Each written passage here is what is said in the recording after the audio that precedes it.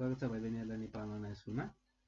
हामीहरु सर्कलको क्वेशनहरु, सर्कलमा prove गर्नुपर्ने कुराहरु discuss गरिरहेका थियौं। त्यसै क्रममा आज हामी फेरि एउटा क्वेशन लिएको छौं मैले।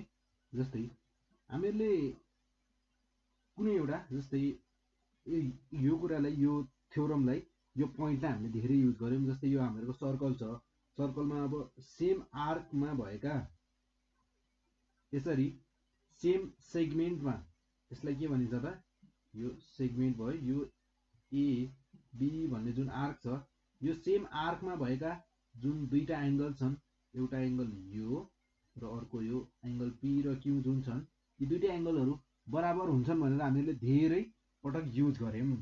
बराबर साच्चीकै हुन्छन् त? Let's prove it. हामीहरुको प्रुभ गर्ने भनेको आज क्वेशन त्यही नै हो। Prove that the angles in the same segment of a circle are equal. Angles prove that the angles in the same segment of a circle are equal भनेर भन्छ। Same सेगमेन्टमा भएका दुईटा एंगलहरु के हुन्छन् त, बराबर हुन्छन् भनेर हामीले प्रुभ गर्न चाहन्छ। Then let's say it. जस्तै यसको लागि फिगरै बनाउँछु है ल। जस्तै मेरो भयो यो सर्कल हैन, यो भयो हामीहरुको सर्कल र यो भयो हामीहरुको centre of the circle. Then यो भयो हामीहरुको सेन्टर अफ द सर्कल। जस्तै यहाँनिर दुईटा एंगलहरु बनाउने। अब हामीहरुको आर्क राख्छौं भने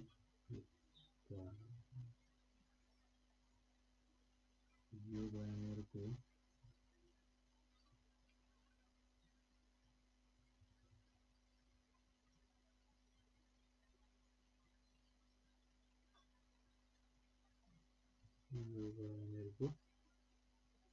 एउटा एंगल र त्यसै गरी हामी यहाँ बनाउँछौं एउटा अर्को एंगल सेम आर्कको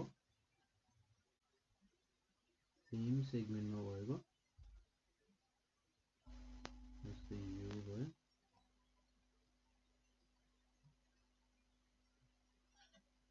र त्यसै गरी यो भयो अर्को। र अब हामीहरु लेख्छौं जस्तै यो भयो मेरो क्यू, यसलाई भने आर र यसलाई भने मैले P, P Q R S र मेरो यो भयो ओ सेन्टर। र हामी गर्छौं यहाँ कन्स्ट्रक्सन।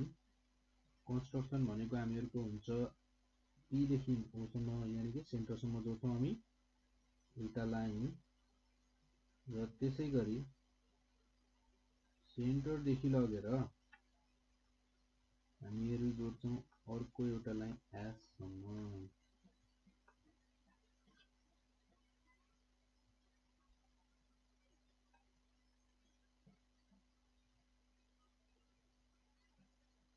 है यो भयो हामीहरुको एउटा ओ। र त्यसपछि हामीहरुले यहाँ कन्स्ट्रक्सन पनि गर्यौं। हामीहरुले प्रुभ गर्नुपर्ने भनेको यो एंगल र PQS एंगल र PRS एंगल बराबर हुन्छन् भनेर प्रुभ गर्नुपर्ने छ, जुन चाहिँ एउटै आर्क सेम सेगमेन्टमा के भएका छन् त, लाई गरेका छन्। जस्तै अब यसमा हामीहरुलाई गिभन के छ त, गिभन भनेको हामीहरुको गिभन के हुने भयो त। जस्तै यसमा गिभन भनेको हामीहरुलाई छ O is the center of the circle, O is the center of the circle भइहाल्यो एउटा कुरा। सर्कल अनि angle PQS and angle PRS, angle PQS र PRS भनेका हामीहरुका are subtended angles,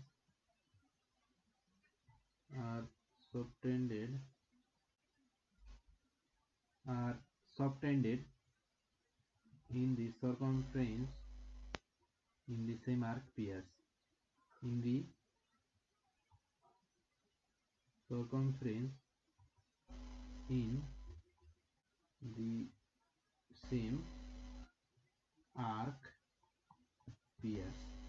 arc PS मा लाई गर्ने हामीहरुका सबटेन्ड गर्ने एंगल PQS र PRS सर्कमफ्रेन्स मा लाई गर्ने दुईटा एंगलहरु जसको चाहिँ के छ त arc same PS arc same भएका दुईटा एंगल छन् भनेर हामीहरुलाई गिभन छ र हामीहरुले प्रुभ गर्नुपर्ने भनेको to prove angle PQS is equals to angle PRS र हामीले यहाँ कन्स्ट्रक्सन गर्यौं कन्स्ट्रक्सन हामीले गर्यौं O देखिन P सम्म जोड्यौं र O देखि S सम्म जोड्यौं हामीहरुको कन्स्ट्रक्सन के भयो त join PO join P and O र त्यसैगरी S and र हामीहरु यहाँ गर्छौं यसलाई प्रुफ यसको प्रुफ हुन्छ हामीहरुको यो बक्स जस्तै फर्स्ट अफ अल लियौं हामी एंगल PQS लाई एंगल PQS हामीहरुको एंगल POS भन्दा के हुन्छ आधा हुन्छ किनकि सर्कमफ्रेन्स मा बनेको एंगल हामीहरुको सेन्ट्रल एंगल भन्दा आधा हुन्छ कतिखेर जब तिनीहरु दुईटै सेम आर्क मा लाई गर्छन् PS आर्क मा लाई गर्छन् हामीहरुको यहाँ भनेको PS आर्क मा लाई गरेका छन् सो हामीहरुको फर्स्ट पोइन्ट भनेको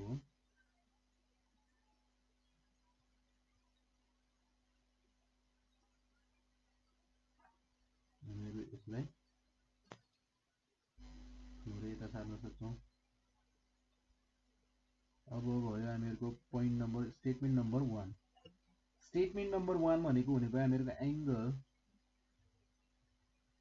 PQS is equals to half of PQS is half of angle POS. Reason the angle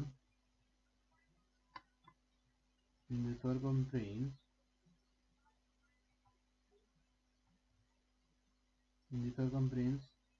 of a circle is half of the central angle standing on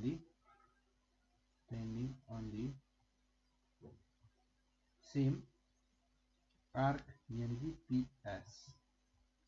Then let's go for another.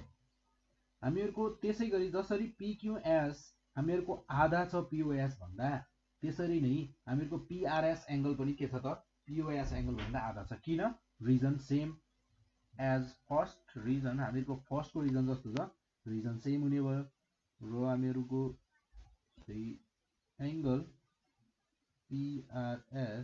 PRS भनेको हामीहरुको half of हुने भयो angle POS हैन त then जस्तै यसको लागि पनि हामीहरुको reason भनेको के हुने भयो त स्टेटमेन्ट नम्बर 7 को लागि पनि रिजन भनेको सेम एज रिजन 1 जस्तो छ हामीहरुको सेम त्यस्तै रिजन हुने भयो र त्यसैगरी स्टेटमेन्ट नम्बर 3 मा जाम स्टेटमेन्ट नम्बर 3 मा हामीहरुले देख्न सक्छौं यहाँ statement number first and second यो दुईटालाई कम्बाइन गर्ने हो भने हामीहरुको यो दुईटा कमन छ राइट साइडमा भएको 1/2 POS 1/2 एंगल POS सेम छ देन हामीहरुको लेफ्ट साइडमा भएको angle PQS is equals to angle PRS भनेर भन्न सक्छौं हामीहरुको यसको लागि from statement first and second कस्तो इजी छ हैन सो यो भयो हामीहरुको प्रुफ हामीहरुको यो प्रुफ भयो standing on the same arc र एउटा अर्को प्रुफ पनि गर्छौँ हामीहरू यहाँ। यो एकदमै इजी प्रुफ थियो हैन। त्यसै गरी एउटा अर्को सजिलो प्रुफ जुन हामीहरूले लगभग युज गरिरहेका हुन्छौँ। जस्तै के भने हामीहरूको सेमी सर्कलमा कुनै पनि एंगल बनायो भने एउटा राइट एंगल बन्छ भनेर हामीहरूले त्यो स्टेटमेन्टलाई धेरै युज गर्छौँ। जस्तै यसैमा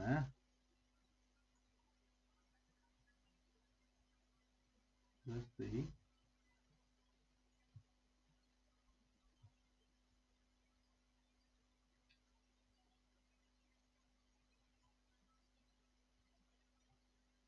यो भयो हामीहरूको सर्कल हैन। र त्यसै गरी यो भयो हामीहरूको सर्कलको सेन्टर।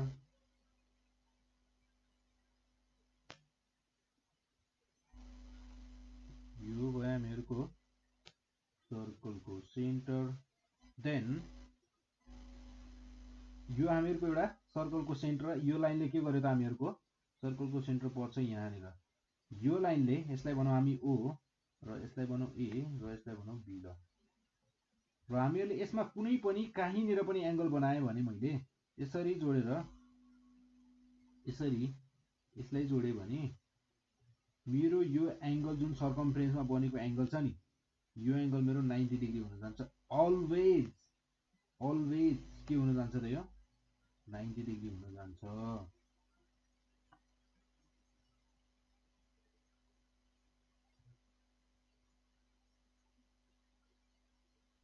90 डिग्री हुन जान्छ र त्यो 90 डिग्री हुन जान्छ भनेर भन्छ र हामीहरूले त्यसलाई प्रुभ गर्नुपर्ने छ। जस्तै अब यो फिगरमै हेरौँ है। अब यसमा हामीहरूलाई प्रुभ गर्नु पर्यो भने यसको स्टेटमेन्ट हुन्छ। जस्तै फर्स्ट अफ अल स्टेटमेन्ट लेखौँ, देन त्यसपछि हामी प्रुभ गर्छौँ। त्यसको स्टेटमेन्ट भनेको prove that the angle in semicircle is a right angle।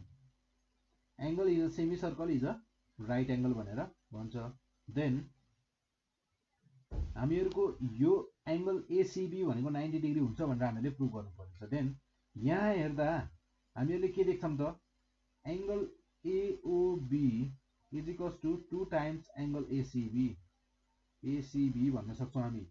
Angle AOB भनेको एंगल AOB हामीहरूको 2 टाइम्स एंगल अफ ACB भन्न सक्छौँ। किनभने यो दुईटै हामीहरूको एंगल AOB र ACB के छन् त सेम आर्कमा लागिरहेका छन्।